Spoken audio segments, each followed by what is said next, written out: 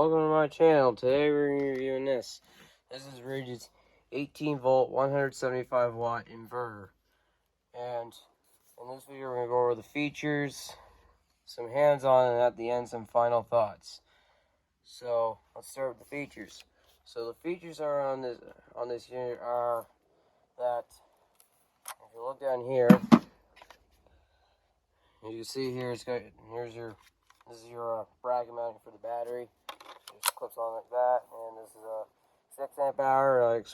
I'll explain why in a little, why I have this size battery on it. And it's at 1 bar, which is good enough for the test, but I definitely need to charge it soon, but for now it's good. And the model number is R86097, but when you put it under for RIDGID Lifetime Service Agreement, LSA, you gotta make sure you put it in as AC86097, or else it won't work. You can see here it's a 18 volt, 16 amp, and 175 watt. So, and yeah, so now here's some more good. So you can see we'll slide around to all the sides.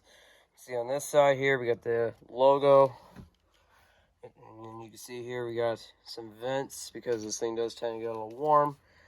It doesn't seem to get as warm when it's in like cooler temperatures, like less than 10 degrees out. You'll have no worries. You'll probably won't have to worry about this thing overheating or burning up. And here you can see it's got the over here your battery indicator, and this side you can see you got your fan. There's a fan right here, and there's a couple warning labels. Slide around to the top, you can see it's got a power button, and here's a flashlight. And you can see here there's a 120 volt receptacle. There's 2 USB-A ports and 1 Type-C USB port. So that's kind of it for the features. It's a nice unit. It's a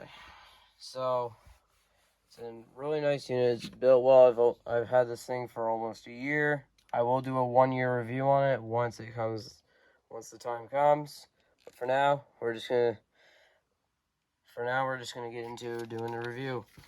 Now, the reason why I have a 6 amp hour battery is because this is a power inverter. This is meant to charge phones. It's meant to charge phones, like run lamps, TVs. Won't run a coffee maker or a kettle. Won't run any of that. You can run a RIDGID job site fan if you need to, which I don't think you need to. I don't think you really need to run a job site fan because it's got a battery option. But let's say in a situation where you're only down to like 1 battery, which is the battery you're gonna be using on this, and you need to get your fan back going, you can just get an extension cord and just plug it into this, and then you can just run your fan off of that if you're using this to like charge something. So yeah, it's got a purpose to run the job site fan.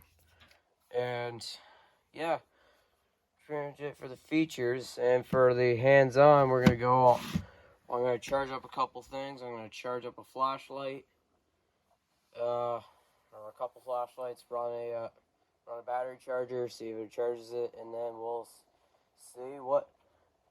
go plug it into the RIDGID shop vac, and I'll show you what it does. And also, that's gonna be a good point. This indicator here, when this thing gets overloaded, this thing will just go. It just goes red then white. But when this thing gets overloaded, it will just shut off.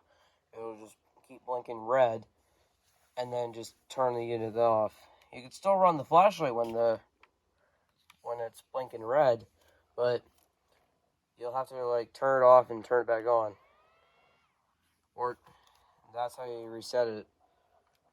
So yeah, excuse me. So yeah, let's dive into the hands-on. Sorry, I having a cough here. My throat's really dry.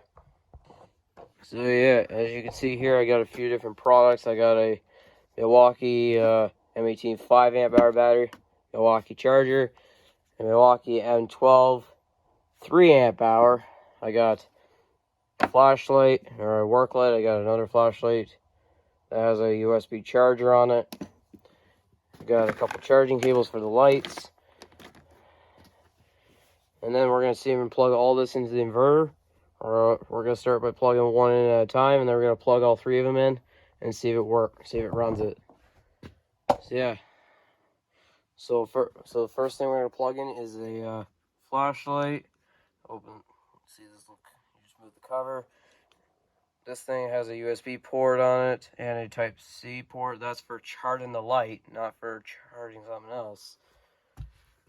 So yeah, I will do a review on this very soon. So yeah, first up, we're gonna plug her into the USB-A port. See, it's all plugged. You can see it's plugged in. We'll turn it on. I'm gonna plug it into this. Or plug it into this side. You can see it's charging. So yeah, you can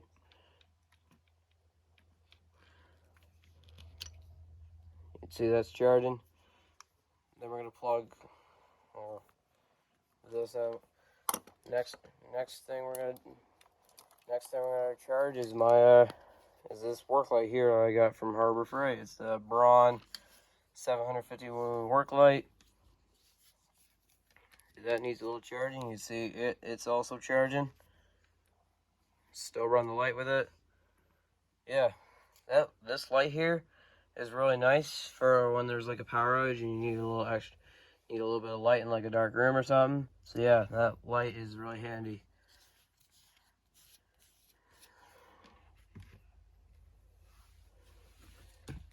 Back to the batteries. The reason why you want a bigger battery is because it's a power inverter, and you want to have the longest run time. A 6 amp hour is good for if you need like run like bigger electronics, while like a 2 amp hour is good for like charging your cell phone. So 1.5 to 2 amp hour batteries, those are good for charging like your cell phone.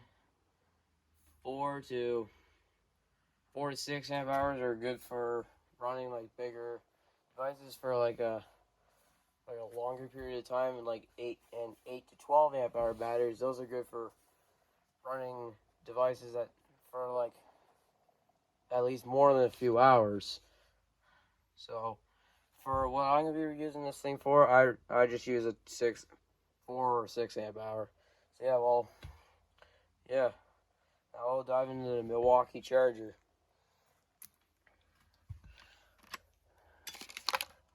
Turn that off.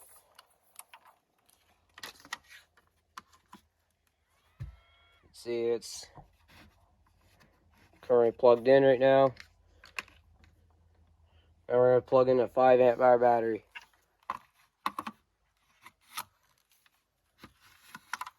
See here, it is charging. So yeah, it can run that. See what my battery's saying. Still showing 1 bar. Now, we'll take the 5 amp hour battery off. We'll put the 3 amp hour on. This is also charging. This is still showing 1 bar. Now we're going to plug them all in. We're going to plug everything in and see if it can run it.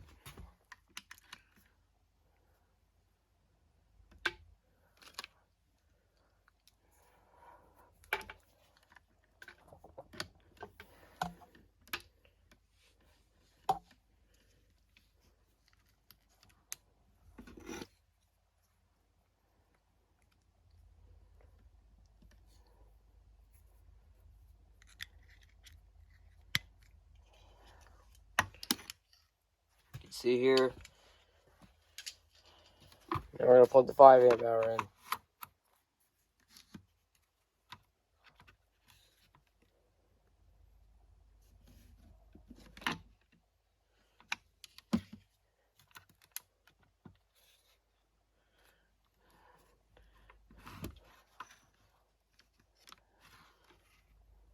You see here, one battery is charging, but the other one isn't.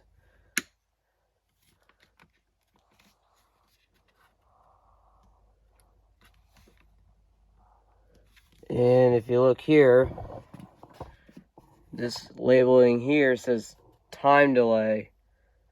So I'm guessing I probably have too much running on this thing, and this battery here is flashing a bar. So yeah, it's not really capable of charging.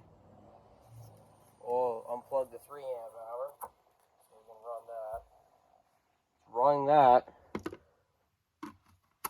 But when I put the FUT and when I put it back on, it's still flashing a bar. It's still flashing red right here. So maybe I'll just put a smaller battery on, see what that does.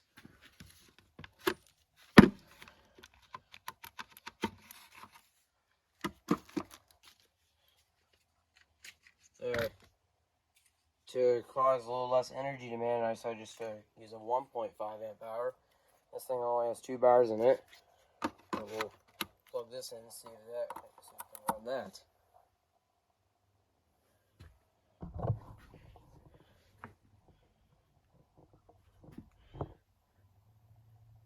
Yeah, it still says, still flashing a bar there. Maybe overloaded, or maybe this may be a charger that can only charge one battery at a time. So this may be a sequential battery charger. I don't know. I just grabbed a random charger. So yeah, I'm gonna say it's a sequential one. So even after putting a smaller battery on, it doesn't do anything. So yeah. But even after running all that, it's still charging it, but no problem. Except for this is a sequential charger, so we can't really can't charge 2 batteries at the same time. Maybe I'll plug it into the wall and test it that way. So I'll actually do that now. Okay, so we plugged her in. We plugged her into onto the wall. We'll see if it charges both batteries. That one's on.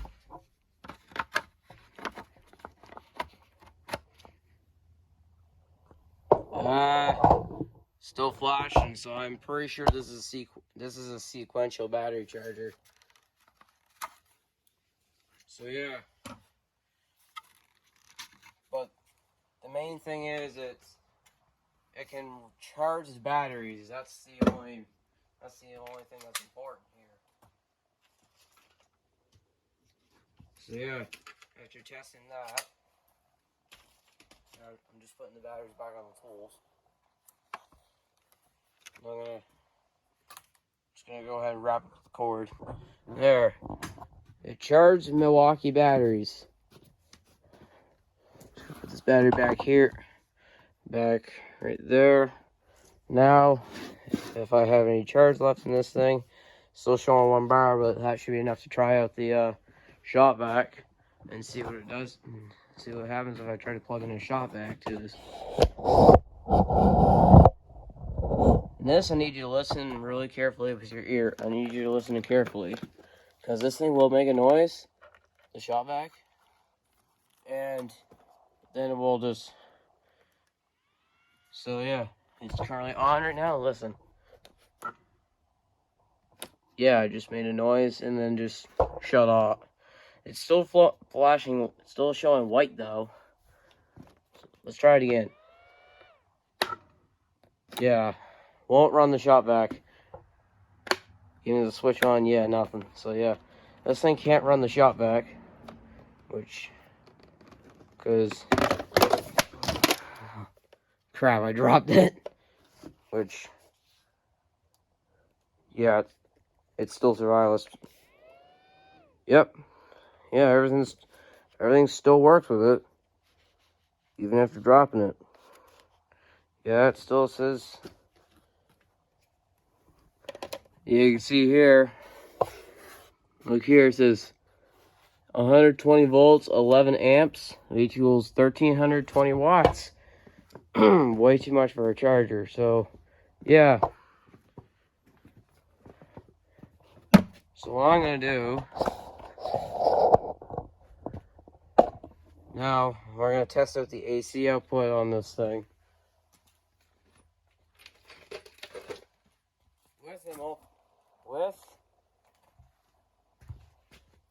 With this multimeter,